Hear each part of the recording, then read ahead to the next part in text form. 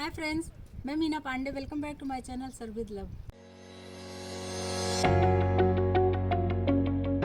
वैसे तो अचार बहुत आप लोगों ने खाया है, मैंने भी बहुत बनाया है, लेकिन आज मैं मटर छिलके को मिला के दोनों का अचार मैं बनाने जा रही हूँ। बस इसी तरीके से ये देखिए, ये कट कर लेंगे, हल्का सा अलग नहीं करेंगे, बस हल्का से इसे मार्क लगा देंगे ना कि नीचे वाला इस तरीके से खींच के ये देखिए, ये मटर के छिलके हमें इधर मिल गए और ये जो प्लास्टिक ना, ये प्लास्टिक वाला इधर हो गया है।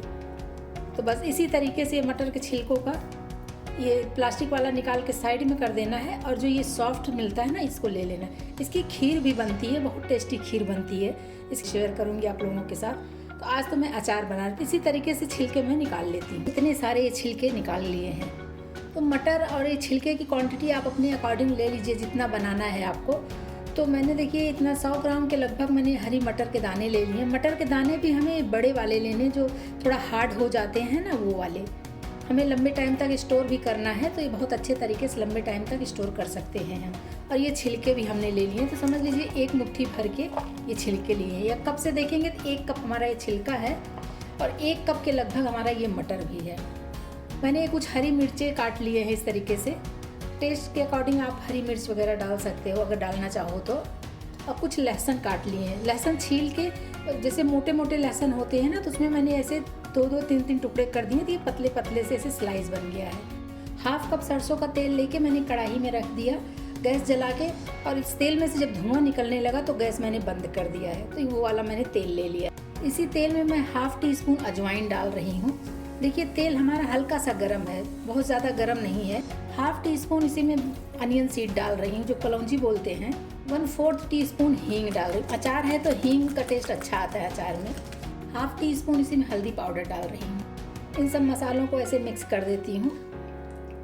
और तेल हमारा हल्का सा गर्म है, तो जो हल्दी डाली हूँ ना, हल्दी का कच्चापन निकल जाएगा और जो भी अजवाइन वगैरह डाला है सब अच्छे तरीके से इसमें मिक्स हो जाएगा। तो तेल तो हमारा रेडी हो गया है। अब इसी में मैं बाकी सामान डाल देती हूँ। जैसे लहसुन मैंने काट लिया है, लहसुन डाल देते हैं। ये जो मटर के छिलके ले लिए हैं ना, इसको भी इसी में डाल देती हूँ। मटर भी डाल देती हूँ। मिर्ची जो काट ली है ये भी डाल देती हूँ। 1 टेबल स्पून धनिया पाउडर डाल रही हूँ। 1 टेबल स्पून काश्मीरी लाल मिर्च पाउडर डाल रही हूँ। इससे अचार का कलर बहुत प्यारा आएगा। मैंने अचार का मसाला बना के रख लिया है। अभी कुछ दिन पहले मैंने सिंघाड़े का अचार बनाया है, तो मसाले मैंने ज़्यादा बना लिए थे, तो वही मसाला मैं यूज़ कर रही हूँ। तो आप चाहिए तो वो वीडियो देख के भी मसाले आप देख सकते हैं, या फिर अचार का मसाला मैंने डाल रखा है वीडियो, तो आप वहाँ से भी देख सकते हो। 1 टीस्पून काला नमक डाल रही हूँ। टेस्ट के अकॉर्डिंग नमक डाल देती हूँ। अब इस सब चीज़ों को अच्छे तरीके से मिक्स कर लेते हैं। तेल हमारा गर्म है हल्का सा, जैसा कि मैंने दिखाया ना, उतने गर्म तेल में ये हमारे अचार जो है बिल्कुल परफेक्ट तरीके से बन के तैयार होगा। हमें मटर वगैरह पकाने की ज़रूरत नहीं है, क्योंकि हल्का सा गर्म तेल है। और ये आजकल जैसे धूप अच्छी हो ही रही है, तो ये धूप में रख देंगे ना, तो ये 3 से 4 दिन अगर हम इसको धूप दिखा देते हैं, तो ये बहुत अच्छा टेस्टी अचार बन के तैयार होगा। इसको आप लंबे टाइम तक स्टोर कर सकते हो। आप क्वांटिटी अपने अकॉर्डिंग कर सकते हो, कम ज़्यादा मसालों का या जो भी मटर वगैरह डले हैं, लेकिन बहुत टेस्टी अचार बन के तैयार होगा। देखने में कितना टेस्टी लग रहा है। और इसको अगर 4 से 5 दिन हम धूप में रख देंगे ना, थोड़ा ये मटर इसका गल जाएगा, जो मिर्ची लहसुन डले हैं सब गल जाएंगे, तो बहुत टेस्टी बनेगा। आप इसको लंबे टाइम तक स्टोर भी कर सकते हैं, क्योंकि हमने इसको पकाया तो है नहीं कि इसमें मतलब ख़राब होने का चांस है। लंबे टाइम स्टोर करने के लिए इसमें मैं 1 टेबल स्पून विनेगर डाल रही हूँ। वाइट वाला विनेगर है, जैसे चाइनीज़ खाने में हम यूज़ करते हैं ना, बस वही विनेगर इसमें मैं डाल रही हूँ। तो देखिए अभी सभी कुछ इसमें मिक्स हो गया है।